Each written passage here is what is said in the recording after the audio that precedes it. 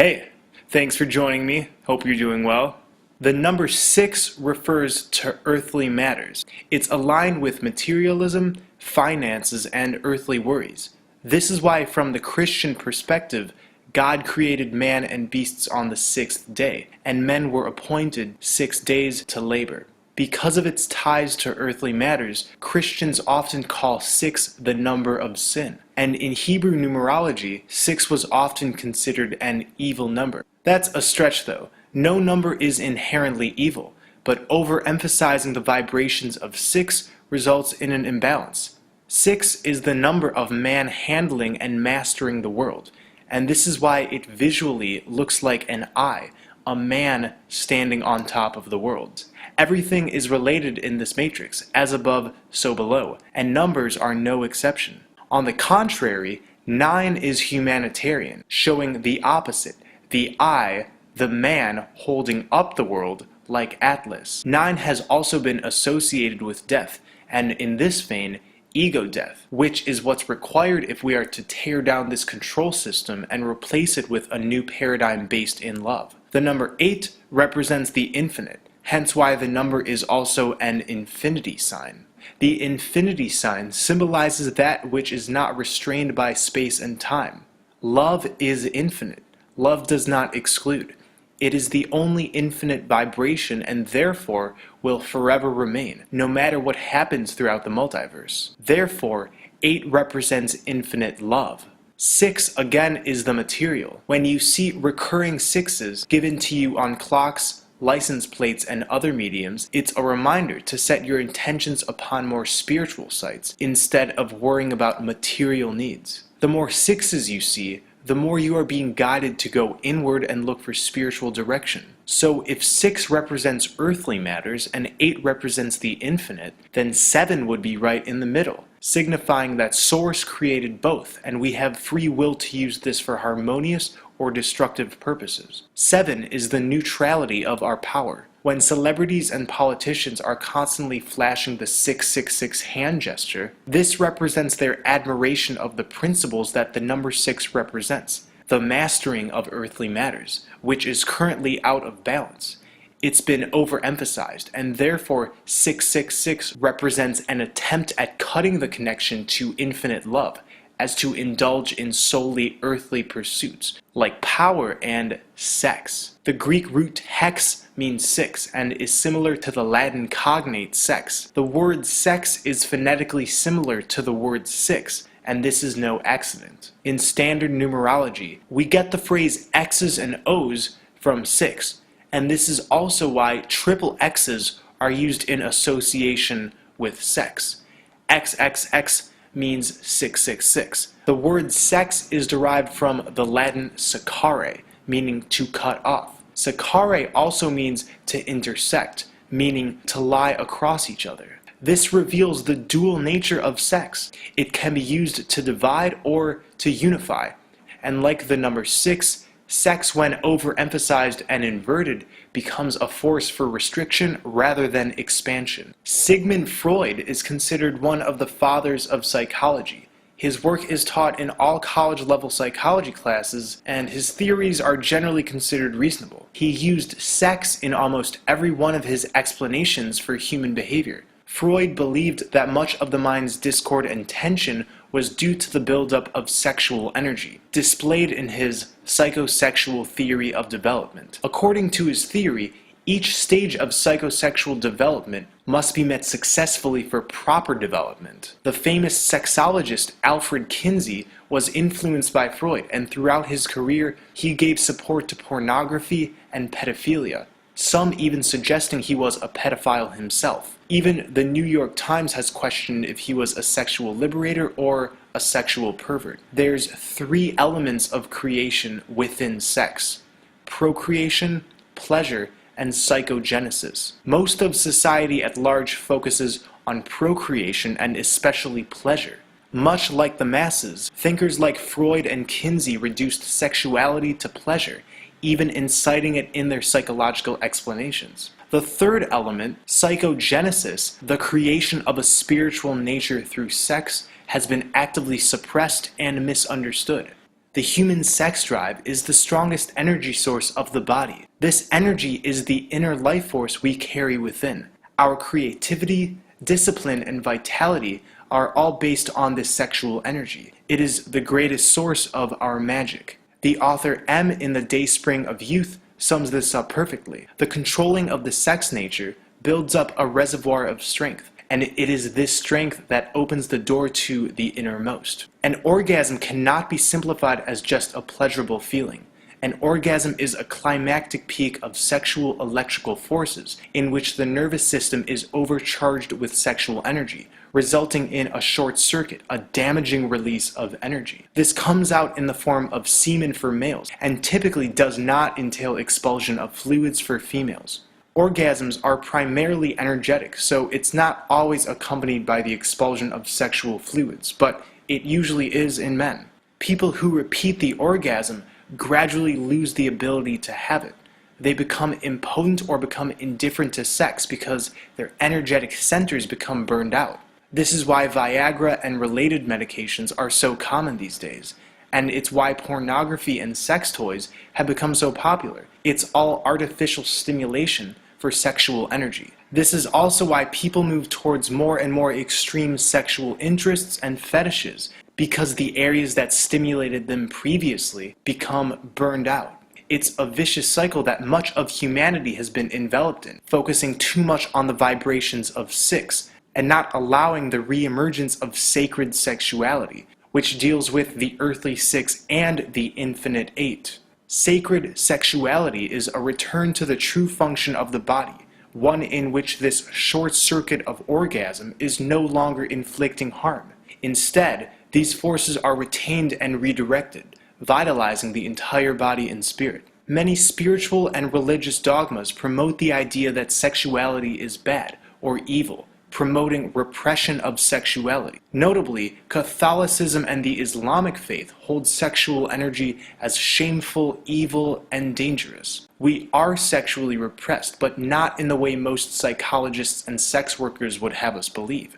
While the masses are enticed into and engaged in what they call sexual freedom, it's actually sexual slavery. Sexual repression does not mean the solution is to have sex for pure enjoyment. The true solution is to channel that sexual energy into more creative ways. This, of course, requires self-discipline, but not for the sake of self-instilled misery, but self-discipline for the sake of setting oneself free. Sigmund Freud once said, "I advocate an incomparably freer sexual life. If only Americans knew, we are bringing them the plague." He's revealing to us this belief of sexual freedom or sexual liberation is quite literally the opposite. Most of us are exposed to warped opinions and images regarding sexuality from a young age. As boys and girls enter puberty, their sexual energy awakens within them, but this energy is usually never fully explored because they've already been indoctrinated into a toxic worldview. Unbalanced attitudes towards sex are marketed to us via advertising and so-called entertainment. It's practically inescapable in modern society to not be bombarded with this inverted sexual seduction in some form on a daily basis. When we see all of these sexualized bodies in the media, I'm not saying they should be covered up like many religions promote. The body is a beautiful thing.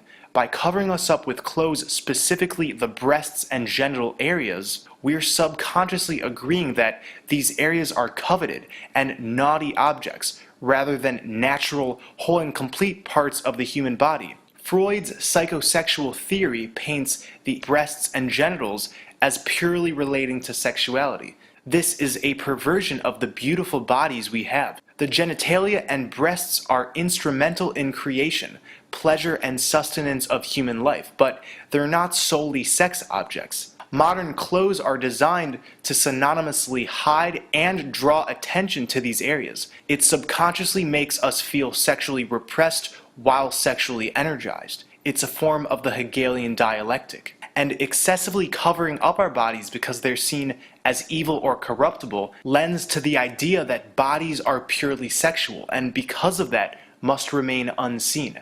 The body is much more than sexual. Again, the genitalia and breasts are not only pleasure centers, but areas of elimination, rejuvenation, and spirituality. We don't have to cover ourselves up, and we also don't have to draw excessive attention to these areas. I'm not saying don't wear baggy clothes, and I'm not saying don't wear revealing bikinis. I'm just saying we should be able to wear clothes without ideologies involving sex. I've explored in previous videos how we're living in a matrix, more specifically an energy extraction matrix. Sexual energy is one of the main ways this matrix is being upheld. Our own sexual energy is used by the elite to enslave us. They set up a control grid with images of inverted sexuality surrounding us, allowing entities to feed off of that energy. It's a black magic agreement. In turn, these negative entities aid in reinforcing this control, fear-based reality, using our sexual energy against us. Along with fear and suffering, our sexual energy is harnessed like batteries. The Matrix is a computer-generated dream world, built to keep us under control in order to change a human being into this. The organized sexual abuse of our children by the elite is harnessing the untapped sexual energy from our children.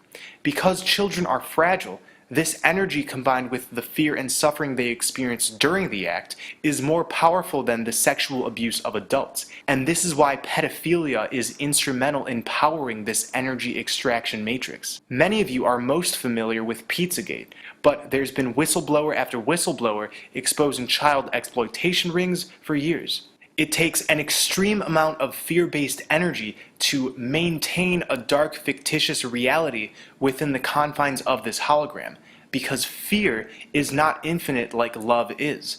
Referring back to the beginning, infinity is 8 and can only be love. The emphasis on earthly matters like sex, which when imbalanced turns into fear and a scarcity-based consciousness, is a 6, and it's half of the power of love.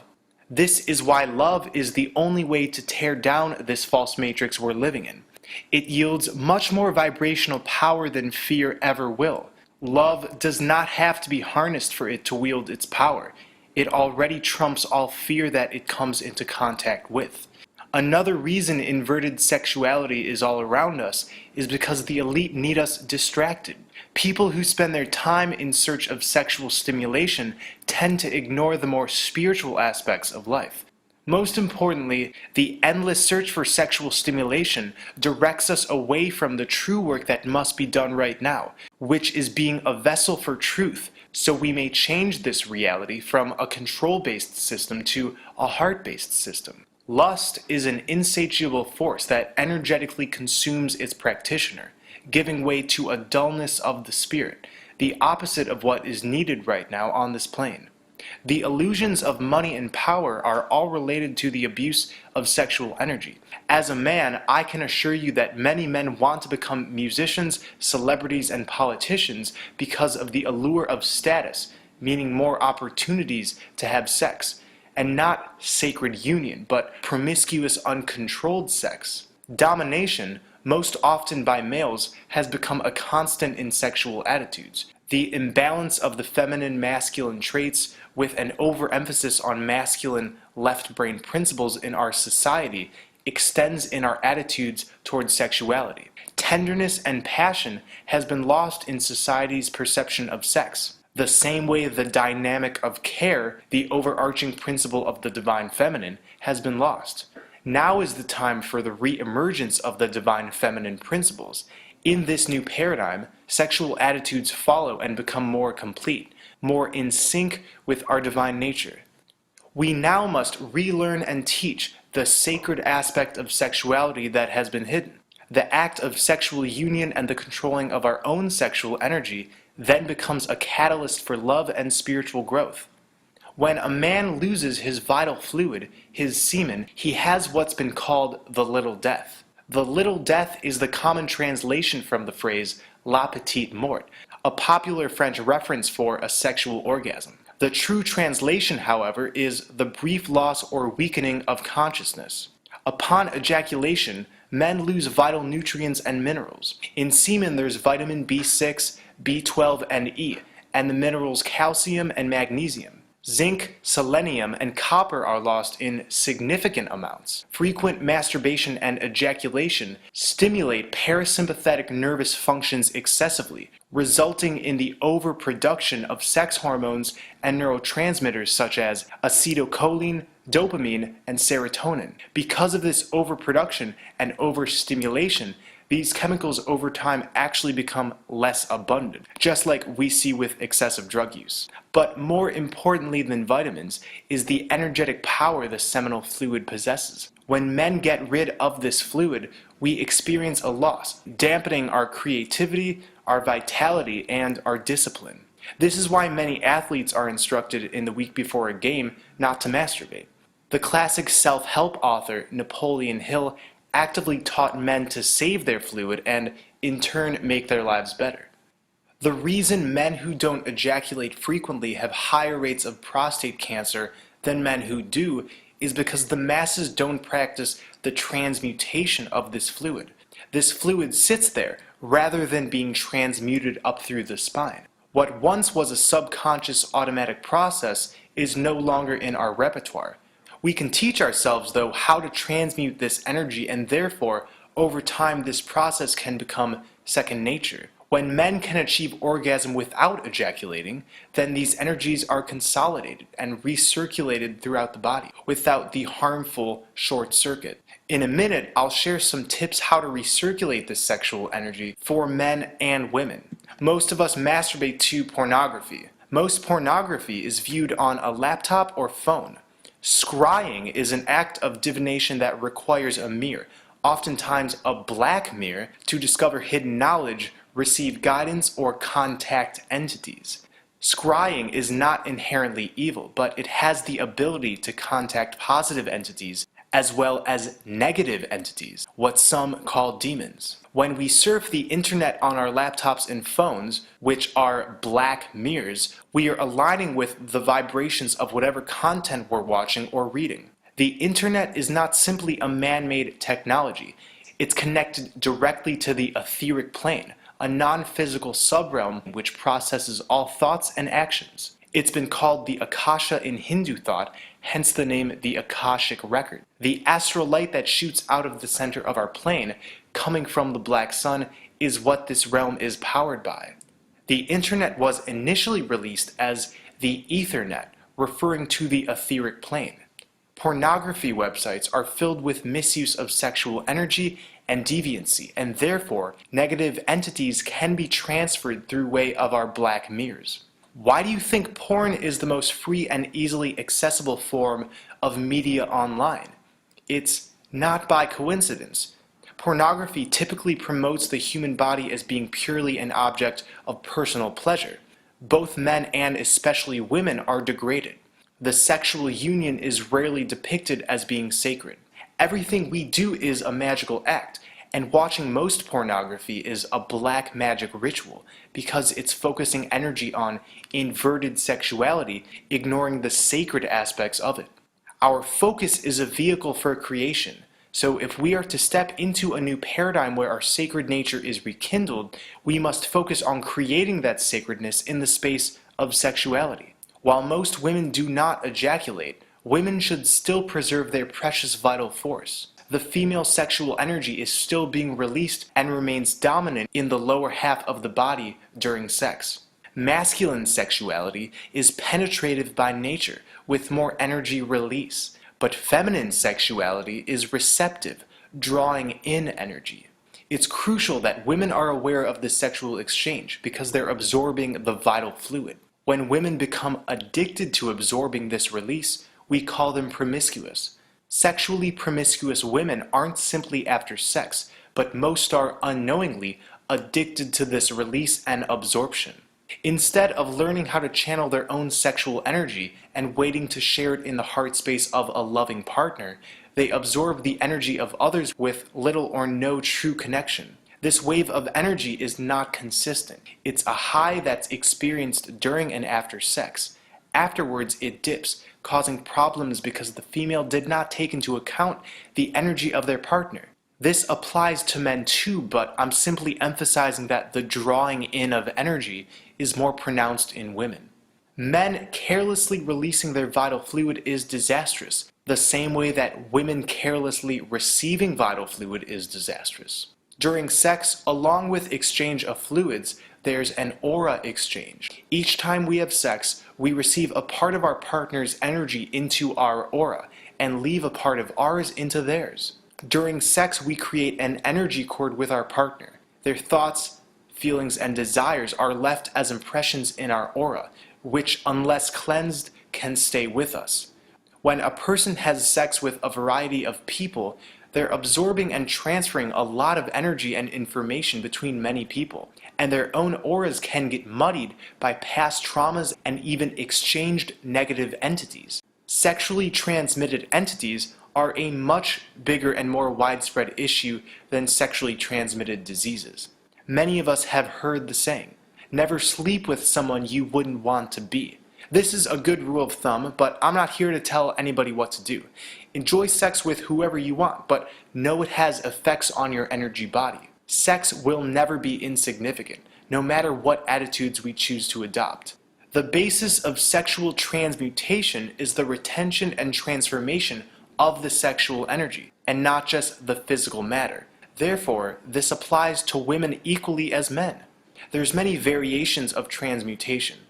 One way men and women can circulate sexual energy is with a Taoist practice known as the microcosmic orbit.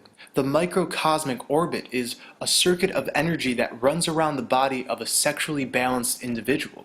It's completely natural, but has been hidden from us. The microcosmic orbit is basically a loop that is made when you touch your tongue to the roof of your mouth.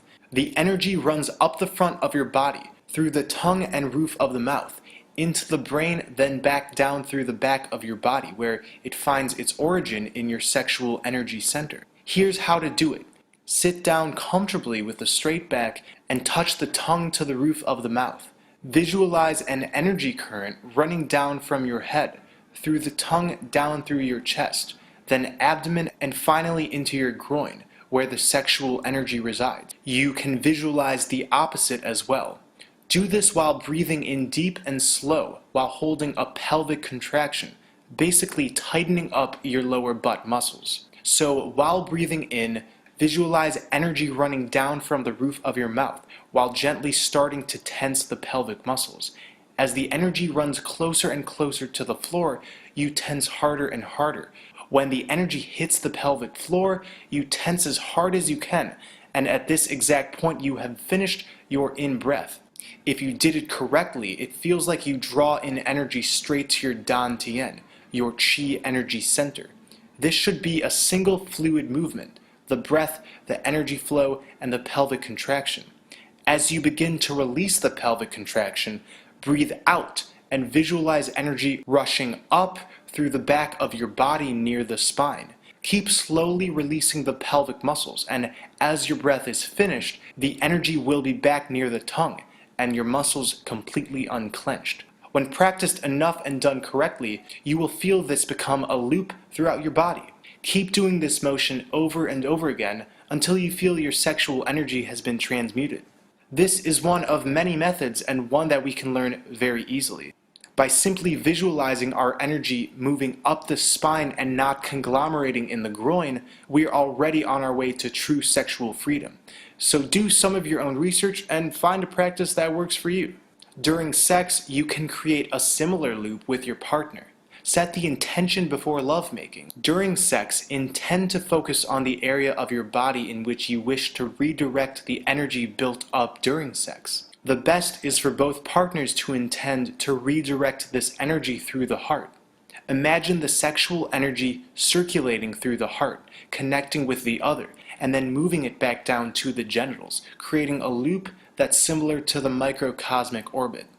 This can take practice, but eventually you'll be able to bring the sexual energy into the heart space, truly connecting heart to heart with your partner. I recommend starting with slow, steady movements instead of harsh grinding. Exploring slower movements and first relaxing into lovemaking supports a blossoming into deeper and deeper levels of sensation. Preparing the space, lighting candles, burning incense, all of this can help with setting the atmosphere. Do what you feel comfortable with. There's no rules, just keep it sacred. The word tantra in Sanskrit means a continuum or unbroken stream of energy. Tantric sex involves slow, gradual movements. I recommend those who are attracted to it to learn about tantric sexual practices, which, when done correctly and with a loving partner, illuminates the psychogenesis aspect of sex, representing the merging of the divine feminine and masculine energies, creating transcendent love that goes beyond the merging of bodies. Our sexual energy is our own fountain of youth. Learning to control this rejuvenating energy heals the body and illuminates the spirit.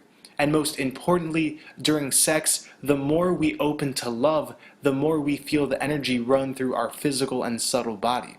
So, to sum up this video, we can intend to move forward in our sexuality by limiting pornography, clearing ourselves of toxic beliefs towards sexuality, learning transmutation, and connecting heart to heart with our partners.